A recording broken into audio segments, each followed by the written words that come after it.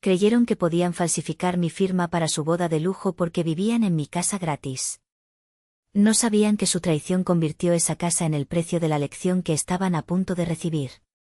El aire en la casa de mis padres siempre se sentía denso, como si las paredes absorbieran las palabras no dichas y las decepciones silenciosas.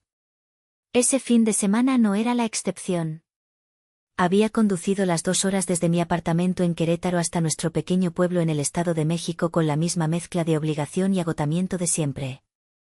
Mi madre, Amalia, me había llamado 3 veces durante la semana, su voz un jarabe dulce de manipulación. «Ay, mija, hace tanto que no te vemos. Tu hermana Noelia tiene algo importante que contarnos». Sabía lo que eso significaba, Noelia necesitaba dinero, otra vez. La noticia importante era, por supuesto, su compromiso con Dante, un chico de una familia con más apellido que fortuna, pero con las apariencias suficientes para satisfacer las aspiraciones de mi hermana. Mientras Noelia mostraba su anillo con un brillo presuntuoso en los ojos, sentí la mirada de toda mi familia sobre mí, como buitres calculando el valor de su próxima comida. Yo era Romina, la arquitecta, la exitosa, la que trabajaba con empresas extranjeras desde su laptop. Para ellos, yo no era una hija o una hermana, era un recurso, un cajero automático con pulso. La tarde se arrastró entre planes absurdos y cifras infladas. Que si el banquete para 300 personas, que si los arreglos florales importados, que si la luna de miel en Europa. Yo asentía y sonreía, un autómata entrenado para evitar conflictos, mientras por dentro mi estómago se retorcía. Me disculpé para ir a la cocina por un vaso de agua, buscando un respiro del teatro familiar. Fue entonces cuando lo vi. Sobre la barra de la cocina, entre una pila de recibos y el periódico del día, había un sobrecolor marfil, grueso y elegante. El logo grabado en dorado decía, Hacienda de los Reyes, el lugar más exclusivo y absurdamente caro para bodas en toda la región. La curiosidad, una serpiente fría, se deslizó por mi columna. ¿Desde cuándo mi familia manejaba correspondencia de lugares así? Con los dedos temblorosos, abrí el sobre. Dentro había un contrato.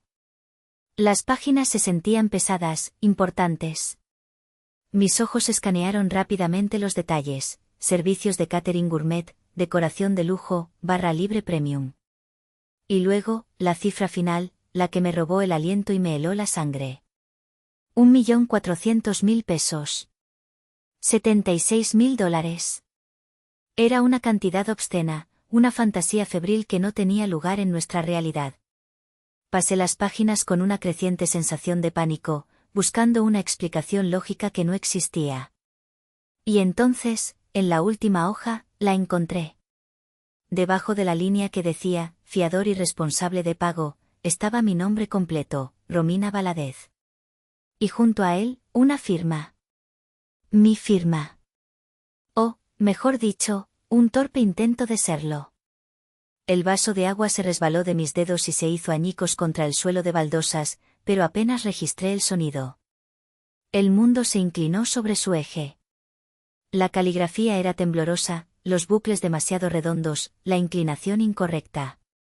Era la imitación de alguien que había visto mi firma cientos de veces, pero que no podía replicar la seguridad y la fluidez de mi trazo. Era una falsificación. Una falsificación descarada y cruel. Me apoyé en la barra, sintiendo como el aire abandonaba mis pulmones. No podía ser. No podían haberlo hecho. Pero en el fondo de mi ser, una voz helada susurró la verdad. Sí, podían. Y lo habían hecho. La audacia del acto era monumental. No solo esperaban que yo pagara la boda de ensueño de Noelia, sino que habían tomado la decisión por mí, firmando mi futuro financiero sin un ápice de remordimiento. En ese instante, el cristal roto en el suelo no era lo único que se había quebrado para siempre. También se había roto la última hebra de la ilusión que yo mantenía sobre mi familia. El viaje de 2 horas de regreso a Querétaro se sintió como una eternidad. Conduje en un silencio sepulcral, con el contrato falsificado en el asiento del copiloto, mirándome como una acusación. cada kilómetro que me alejaba de esa casa era un paso más profundo en mi propio museo personal de agravios, una galería oscura donde cada exhibición era una cicatriz que mi familia me había dejado. La primera pieza de la colección apareció nítida en mi memoria, la quinceañera de Noelia. Yo tenía 17 años y había pasado todo el verano trabajando turnos dobles en una cafetería local. El olor a café tostado y a pan dulce se había impregnado en mi ropa y en mi cabello. Ahorré cada peso con una disciplina casi religiosa para comprar mi primera laptop, una herramienta esencial para la carrera de arquitectura que estaba a punto de comenzar. Tenía exactamente el dinero que necesitaba, contado y guardado en una caja de zapatos debajo de mi cama. Una semana antes de la fiesta de Noelia, mi madre entró en mi habitación, sus ojos llenos de esa falsa urgencia que tan bien dominaba. «Mija, nos falta un poco para el depósito del salón. Es solo un préstamo, te lo juro. Te lo devuelvo en cuanto tu padre cobre». Confié en ella. Le di la caja de zapatos. La fiesta de Noelia fue espectacular, un derroche de opulencia que el pueblo comentó durante meses. Mi laptop nunca se materializó. El préstamo se convirtió en una deuda olvidada, una nota a pie de página en la gran novela de los sacrificios de Romina por el bien de la familia. Seguí conduciendo, la autopista se desenfocaba a través de mis lágrimas de rabia. La siguiente exhibición en mi museo era más reciente y más costosa, el coche. Noelia, con 23 años y un trabajo de medio tiempo que apenas cubría sus salidas de fin de semana, decidió que necesitaba un coche nuevo. Por supuesto, ningún banco le daría un crédito. «Romina, tú tienes buen historial», dijo mi padre, Isidro, con esa autoridad pasiva que usaba para evadir su propia responsabilidad. «Solo firma como aval. Es un trámite». Fui débil. Firmé. 6 meses después, Noelia chocó el coche. No fue grave, pero la reparación era costosa. En lugar de asumirlo, simplemente dejó el coche abollado en la cochera y empezó a usar el de mi padre. Las mensualidades del crédito, sin embargo, seguían llegando. Cuando el banco empezó a llamarme, enfrenté a mi familia. «Es que la niña está muy estresada», fue la excusa de mi madre. «Ya verás que pronto se pone al corriente». Nunca lo hizo. Tuve que pagar 3 mensualidades para evitar que mi impecable historial de crédito se fuera al diablo, una mancha negra que me recordaba constantemente mi estupidez. Finalmente, llegué a la pieza central del museo, la más grande y dolorosa de todas, la casa. Hace 3 años, después de cerrar mi primer gran proyecto como arquitecta independiente, decidí invertir mis ahorros. Compré una pequeña casa en nuestro pueblo. No era una mansión, pero era sólida, con un pequeño jardín y 3 recámaras. Mi plan original era remodelarla y venderla. Pero entonces mi madre me llamó, llorando. El dueño de la casa que rentaban había decidido venderla y les daba 2 meses para desalojar. «No tenemos a dónde ir, mija. Con lo que gana tu padre apenas nos alcanza». Y una vez más, cedí. Les ofrecí la casa. «Vivan ahí», les dije. «No me paguen renta. Ahorren ese dinero, estabilícense. Lo único que les pido es que la cuiden. Es mi patrimonio». Se mudaron con una gratitud desbordante que duró aproximadamente un mes. Pronto, la casa dejó de ser la casa de Romina, para convertirse en nuestra casa. Empezaron a hacer cambios sin consultarme, a quejarse de que era pequeña. Mi generosidad no fue vista como un regalo, sino como una obligación cumplida. Esa casa, mi inversión, mi red de seguridad, se había convertido en su derecho adquirido. Y ahora, sentada en mi coche, con el contrato de $76,000 a mi lado, entendí la horrible lógica detrás de su traición. Ellos no solo esperaban que pagara. Contaban con ello. Habían usado mi mayor acto de bondad, el techo que les daba gratis, como la palanca para extorsionarme. Creían que estaba atrapada, que no me atrevería a dejarlos en la calle y que, por lo tanto, no tendría más remedio que pagar por la boda de fantasía de Noelia. El frío en mi interior no era de tristeza, era de una furia gélida y cristalina. Se habían equivocado. Habían subestimado cuánto puede soportar una persona antes de romperse. Y yo, Romina Valadez, estaba a punto de demostrarles el verdadero valor de mi patrimonio. Pasé el resto del fin de semana en un estado de febril calma. La rabia inicial se había asentado en el fondo de mi estómago como un bloque de hielo, enfriando mis emociones y afilando mis pensamientos. No lloré más. En cambio, planeé. El lunes por la mañana, en lugar de empezar a trabajar en mis proyectos, me tomé el día. Conduje de vuelta al pueblo, con el contrato original guardado de forma segura en mi portafolio y una copia en mi bolso. No llamé para avisar. Quería el elemento sorpresa. Llegué a media mañana. El coche de mi padre no estaba, probablemente se encontraba en el trabajo. Mejor. Entré a la casa, mi casa, usando mi propia llave. Mi madre y Noelia estaban en la sala, rodeadas de revistas de novias, riendo mientras comparaban vestidos. La risa se cortó en seco cuando me vieron. Romina. Mija, qué sorpresa. ¿No nos dijiste que venías?, dijo mi madre, levantándose con una sonrisa tensa. Noelia ni siquiera se molestó en fingir. Su rostro se contrajo en una mueca de fastidio. ¿Qué haces aquí? Estoy ocupada. Ignoré a mi hermana. Caminé hacia la mesa de centro, aparté una revista con la foto de una novia ridículamente feliz y coloqué el contrato de la Hacienda de los Reyes sobre ella. Lo abrí directamente en la página de las firmas. No dije una palabra. Solo esperé. El silencio se estiró, cargado de electricidad. Mi madre miró el papel, luego a mí, y una expresión de falsa inocencia se instaló en su rostro. ¿Y esto qué es, mija? Sabes perfectamente qué es, mamá, mi voz salió plana, sin emoción. Es un contrato por 1.400.000 pesos. Y tiene mi nombre falsificado en él. Noelia soltó una risita nerviosa. ¡Ay, qué exagerada eres! Nadie falsificó nada. Seguramente firmaste y no te acuerdas. La miré directamente a los ojos. No me trates como si fuera estúpida, Noelia. Esta no es mi firma.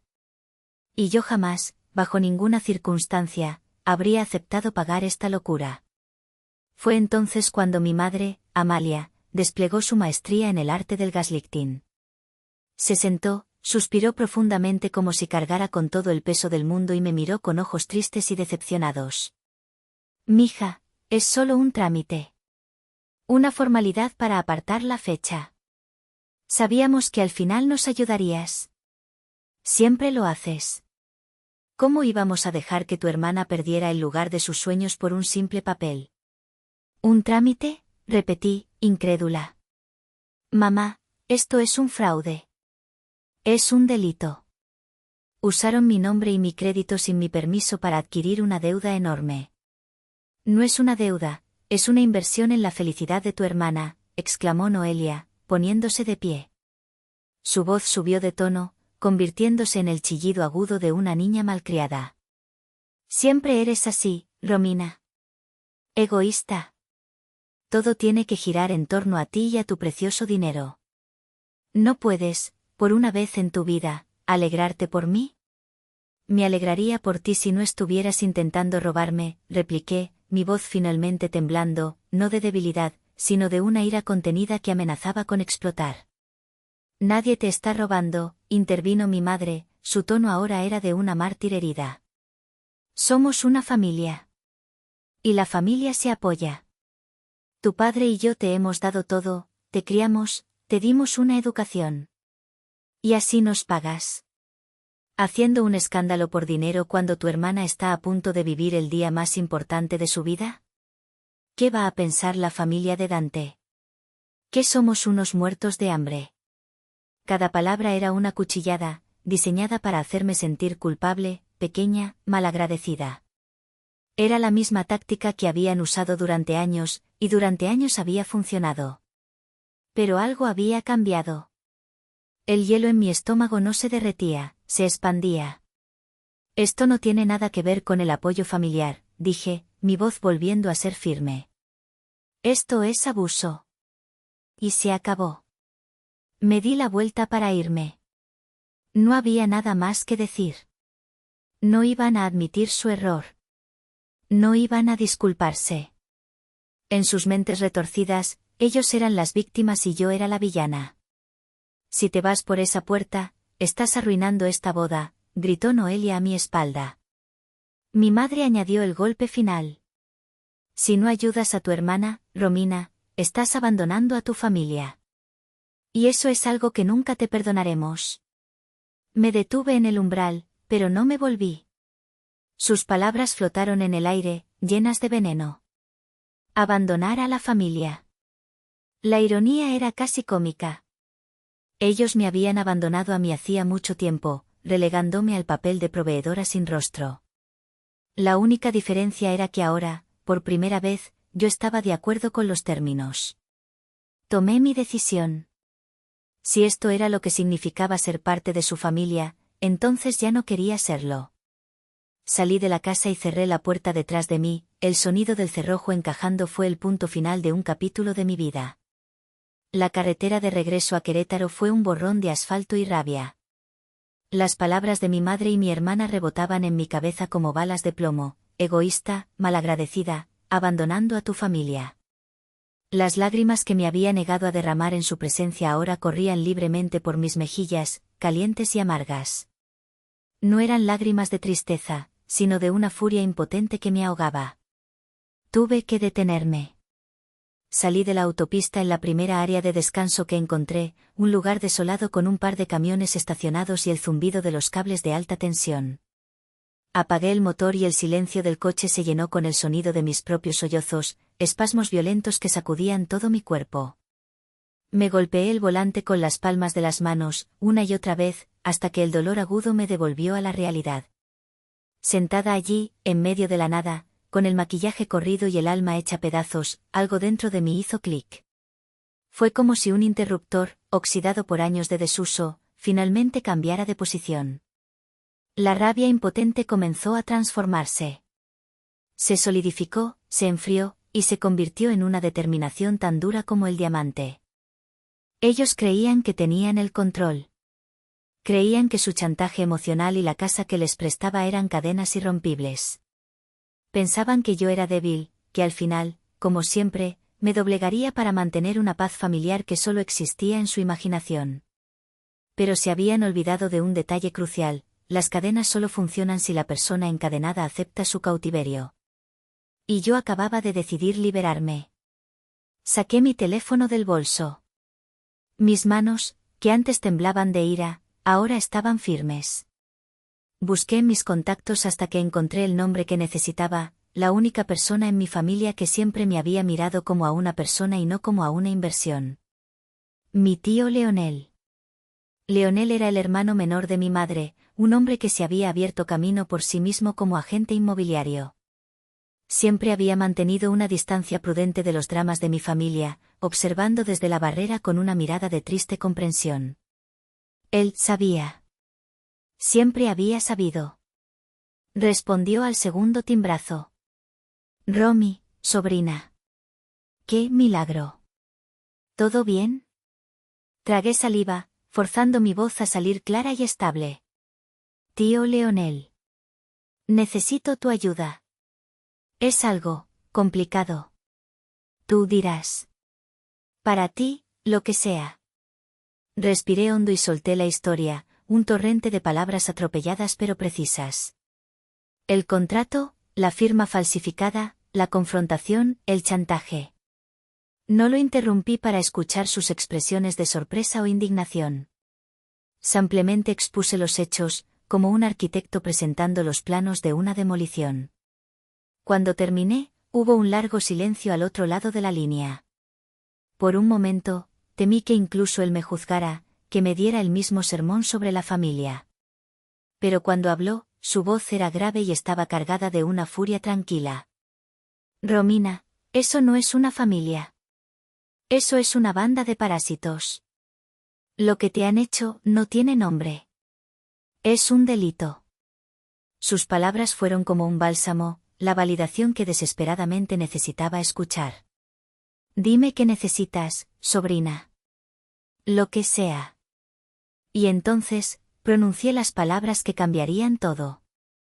La idea había nacido de la rabia en la autopista, pero ahora era un plan frío y calculado. Tío, dije, mi voz era un susurro de acero. Quiero vender la casa. La casa donde viven. Y la quiero vender ya. Otro silencio, esta vez más corto. Pude casi oír los engranajes girando en su cabeza de agente inmobiliario. Es una decisión fuerte, Romy, dijo finalmente, sin juzgar, solo constatando. Me han dejado sin opción, tío. Creen que me tienen acorralada con esa casa. Voy a demostrarles que la única persona acorralada son ellos. Necesito que sea rápido y discreto. ¿Puedes hacerlo? Una sonrisa se dibujó en su voz. Sobrina, has llamado al hombre indicado. Considera esa casa vendida. Vamos a encontrar un comprador que pague en efectivo y que no haga preguntas. Y lo haremos tan silenciosamente que no se darán cuenta de lo que pasó hasta que tengan al nuevo dueño tocando a su puerta. Colgué el teléfono sintiendo una extraña ligereza. El plan era audaz, era brutal, pero era justo. Ellos habían usado mi casa como un arma contra mí. Yo simplemente estaba recuperando mi propiedad. La lección estaba en marcha. Y el precio de la matrícula, se los aseguro, iba a ser altísimo. Las siguientes 2 semanas se convirtieron en un ejercicio de compartimentación. De día, era Romina Valadez, la arquitecta concentrada, revisando planos, atendiendo videollamadas con clientes en Nueva York y ajustando diseños estructurales. Mi trabajo se convirtió en mi santuario, un mundo lógico y ordenado donde las líneas eran rectas y los ángulos tenían sentido, un marcado contraste con el caos retorcido de mi vida personal. De noche, me convertía en la estratega de mi propia liberación. Mi teléfono era mi centro de mando. Intercambiaba correos electrónicos encriptados con mi tío Leonel y mi nueva abogada, la licenciada Varela, una mujer formidable que Leonel me había recomendado. La licenciada Varela, con su voz cortante y su enfoque pragmático, fue una revelación. Lo que hicieron es fraude, señorita Valadez. Tenemos todas las de ganar, me dijo en nuestra primera llamada, y por primera vez sentí que tenía el poder de la ley de mi lado. Mientras tanto, mi familia intentaba su habitual guerra de desgaste. Mi teléfono vibraba constantemente con sus mensajes. Noelia me enviaba fotos del menú de degustación, de las pruebas de peinado, de los zapatos de diseñador que necesitaba. Cada foto era una puñalada pasivo-agresiva, un recordatorio de la vida de lujo que yo, la hermana egoísta, le estaba negando. Mira, Romy, ¿no es divino este centro de mesa? Lástima que quizás tengamos que cancelarlo, escribió en un mensaje, seguido de 3 emojis de Cáritas llorando.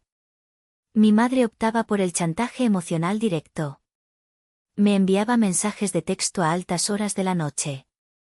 No he podido dormir pensando en tu actitud. Tu padre está muy decepcionado. Estás rompiendo esta familia, Romina. Leía los mensajes, sentía la vieja punzada de culpa intentando abrirse paso, y luego la aplastaba con el recuerdo de la firma falsificada. Archivaba cada mensaje, cada foto, cada nota de voz. Eran pruebas. La operación Silencio, como mi tío y yo la llamábamos, avanzaba a una velocidad sorprendente. Leonel era un genio. En menos de una semana, encontró al comprador perfecto. Son una pareja joven, Romy, me explicó por teléfono, su voz llena de emoción. A él lo acaban de transferir a una empresa en Toluca. Necesitan mudarse de inmediato y tienen el dinero en mano. Están dispuestos a pagar un poco más del valor de mercado si podemos cerrar el trato en 10 días. 10 días. El corazón me dio un vuelco. ¿Y son discretos?, pregunté. Totalmente. Entienden la situación. Firmarán un acuerdo de confidencialidad. Nadie sabrá nada hasta que sea el momento. El momento. Calculé las fechas en mi cabeza. La boda de Noelia era un sábado. Si cerrábamos el trato en 10 días, la casa cambiaría de dueño legalmente el martes anterior a la boda. El plan se estaba alineando con una precisión casi poética. Firmé los documentos de forma digital, autoricé a la licenciada Varela a actuar en mi nombre y transferí el poder notarial. Cada clic del mouse se sentía como un golpe de martillo en los cimientos de la tiranía de mi familia. Estaba nerviosa, aterrorizada incluso. Una parte de mí, la hija programada para complacer, gritaba en silencio. Pero la otra parte, la mujer que finalmente reclamaba su vida, seguía adelante con una determinación inquebrantable. El viernes por la tarde, una semana antes de la boda, recibí la llamada de mi tío. Listo, sobrina. El dinero está en la cuenta de depósito en garantía. La firma ante notario es el lunes. El martes por la mañana, la casa ya no será tuya. Los nuevos dueños quieren empezar a mudarse el miércoles. Miércoles. 3 días antes de la boda. Colgué el teléfono y me quedé mirando por la ventana de mi apartamento en Querétaro. La ciudad se extendía ante mí, llena de vida y de posibilidades. Por primera vez en mucho tiempo, sentí que mi futuro, al igual que esa vista, me pertenecía por completo. Mi familia pensaba que yo estaba cediendo en silencio, que mi falta de respuesta era una señal de mi inminente rendición. No podían estar más equivocados. No era silencio. Era la calma antes de la tormenta. El miércoles antes de la boda amaneció con un sol radiante, una burla cruel a la tormenta que estaba a punto de desatarse. Yo estaba en mi apartamento en Querétaro, a 2 horas de distancia, pero podía imaginar la escena en la casa de mi pueblo con una claridad cinematográfica. Mi madre seguramente estaría en la cocina, dando órdenes por teléfono al servicio de catering. Noelia, sin duda, estaría en su habitación, haciéndose una mascarilla facial y publicando en Instagram sobre su semana de boda. Mi padre estaría leyendo el periódico, ajeno o fingiendo estar ajeno a todo. Todos ellos sumidos en su burbuja de derecho adquirido, esperando mi llamada de último minuto con los datos de la transferencia bancaria. A las 10 de la mañana, mi teléfono sonó. Era mi tío Leonel. Su voz era tranquila, pero podía detectar una corriente subterránea de adrenalina. Estamos aquí, Romy. La licenciada Varela, los nuevos dueños y yo. Estamos a punto de tocar el timbre. Mucha suerte, tío. Y gracias, susurré, mi corazón latiendo con fuerza contra mis costillas. La suerte no tiene nada que ver con esto, sobrina. Esto se llama justicia. Colgó. Me senté en el borde de mi sofá, incapaz de concentrarme en nada. Imaginé el sonido del timbre rompiendo la falsa paz de la mañana. Imaginé a mi madre abriendo la puerta, su sonrisa de bienvenida congelándose al ver a mi tío flanqueado por extraños y una mujer con un portafolio de aspecto severo. 30 minutos después, mi teléfono explotó. La primera llamada fue de mi madre.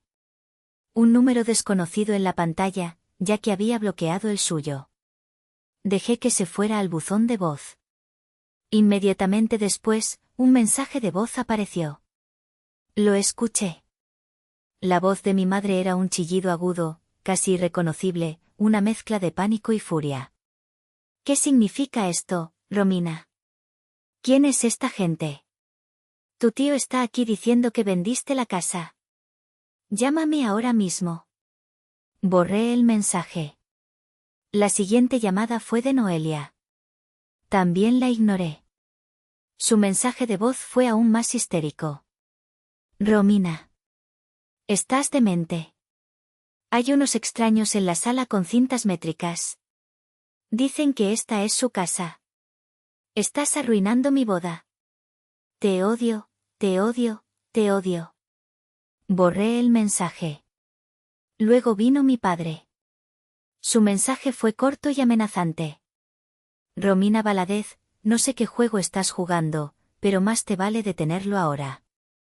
Vas a lamentar esto. Guardé ese mensaje. Podría ser útil. Durante la siguiente hora, mi teléfono fue un campo de batalla digital. Llamadas perdidas, mensajes de texto llenos de insultos, amenazas y súplicas desesperadas. Me mantuve firme. No respondí a nada. Al mediodía, recibí un correo electrónico de la licenciada Varela. El asunto era: entrega de propiedad exitosa. El cuerpo del correo era breve y profesional. Estimada señorita Valadez, le informo que los nuevos propietarios han tomado posesión legal de la propiedad. A su familia se le ha notificado formalmente y se les ha otorgado un plazo de 48 horas para desalojar las instalaciones, según lo estipulado por la ley. Cualquier resistencia será tratada por las autoridades correspondientes. Ha sido un placer servirle. Leí el correo una y otra vez. Se acabó. Realmente se acabó. Justo en ese momento, mi teléfono sonó de nuevo. Un número que no reconocí. Por un impulso, contesté. ¿Bueno? ¿Romina? Habla Dante. La voz del prometido de mi hermana sonaba tensa y confundida. Oye, no sé qué está pasando, pero la coordinadora de la Hacienda de los Reyes acaba de llamarme. Dice que el contrato ha sido cancelado por fraude en la firma del fiador. Y que si no pagamos el monto total en las próximas 24 horas, perdemos todo. ¿Sabes algo de esto? La doble explosión. La casa y la boda, todo en la misma mañana. Era más perfecto de lo que había planeado. Tomé una respiración profunda, saboreando el momento. Sí, Dante. Sé todo al respecto, dije, mi voz era la calma en el ojo del huracán. La fiadora, o sea yo, acaba de notificarles que nunca firmó ese contrato. Te sugiero que hables con tu futura esposa y tus futuros suegros. Ellos tienen todas las respuestas que buscas. Colgué antes de que pudiera responder. Me levanté y caminé hacia mi balcón. El sol de Querétaro se sentía cálido en mi piel. Por primera vez en mi vida, me sentí verdaderamente libre. El sonido de mi teléfono vibrando sobre la mesa de la sala se había convertido en música para mis oídos. Los días que siguieron al día del desalojo fueron un torbellino de caos, del cual yo fui una espectadora distante y silenciosa. Mi tío Leonel se convirtió en mi corresponsal de guerra, enviándome actualizaciones concisas que yo leía con una mezcla de vindicación y una extraña tristeza. La primera consecuencia fue, por supuesto, la vivienda. Mi familia, enfrentada a la innegable realidad de los documentos legales y la presencia de los nuevos dueños, entró en pánico. Según mi tío, mi madre intentó de todo, apeló a los lazos de sangre con él. Leonel, ¿cómo pudiste hacernos esto? Soy tu hermana, amenazó con demandarme, una amenaza vacía, como bien sabía la licenciada Varela, e incluso intentó apelar a la lástima de los nuevos propietarios, contándoles una historia inventada sobre cómo su hija descarriada los estaba castigando injustamente. No funcionó. Tuvieron que mudarse. Terminaron alquilando un pequeño apartamento de 2 habitaciones en una zona mucho menos agradable de la ciudad, un lugar que reflejaba con precisión su verdadera situación financiera, ahora que mi red de seguridad había desaparecido. La segunda y más espectacular implosión fue la boda. Sin mi firma como garantía y sin la posibilidad de reunir 1,4 millones de pesos en 24 horas, la Hacienda de los Reyes canceló el evento sin contemplaciones. La noticia se extendió como un reguero de pólvora. La familia de Dante, que valoraba las apariencias por encima de todo, quedó horrorizada. No por el fraude en sí, sino por el escándalo público. La idea de que su hijo se casara con una familia envuelta en tal desastre financiero y legal era inaceptable. El compromiso se rompió. Dante, bajo una inmensa presión de sus padres, llamó a Noelia y canceló todo. Mi tío me contó que el grito de mi hermana se escuchó en toda la cuadra cuando recibió la noticia. Su boda de ensueño, su pasaporte a una vida de estatus y lujo, se había evaporado. Fue entonces cuando la campaña de difamación en mi contra comenzó en serio. Mi tía Carmen, la hermana de mi padre, se convirtió en la principal mona voladora. Me llamó una docena de veces. Cuando finalmente contesté, esperando ingenuamente una conversación razonable, me encontré con un torrente de acusaciones. No tienes corazón, Romina. Tu madre está destrozada. Tu hermana ha perdido a su prometido por tu culpa. ¿Cómo puedes dormir por la noche? Todo por dinero. La familia debería ser más importante que el dinero. Tía, Le respondí con una calma que la enfureció aún más, esto nunca fue por el dinero. Fue por el respeto. Y ellos me lo perdieron hace mucho tiempo. Colgué mientras ella seguía gritando. Las redes sociales se convirtieron en un campo minado. Mi madre publicó estados vagos y melodramáticos sobre la ingratitud de los hijos y las serpientes que crías en tu propio seno. Algunos parientes lejanos y amigos de la familia comentaban con mensajes de apoyo para ella, lanzando indirectas venenosas hacia mí. Pero entonces, ocurrió algo inesperado. Empezaron a aparecer grietas en su narrativa. Mi prima Sofía, la hija de mi tío Leonel, que siempre había sido mi aliada silenciosa, comentó en una de las publicaciones de mi madre, a lo mejor deberías contar la historia completa, tía. Incluyendo la parte de la firma falsificada en un contrato de más de 1 millón de pesos. El comentario fue borrado en minutos, pero el daño ya estaba hecho. La gente empezó a hacer preguntas. La verdad, o al menos fragmentos de ella, comenzó a filtrarse. Yo me mantuve al margen de todo. Bloqueé a los familiares tóxicos, silencié las notificaciones y me concentré en mi trabajo y en mi nueva vida. La sensación predominante no era de felicidad o de triunfo, sino de una inmensa y abrumadora paz.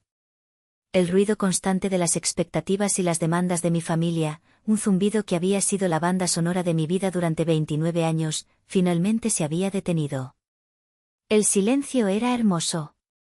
Era el sonido de la libertad. Pasaron los meses. El otoño llegó a Querétaro, pintando los árboles de la ciudad con tonos dorados y ocres.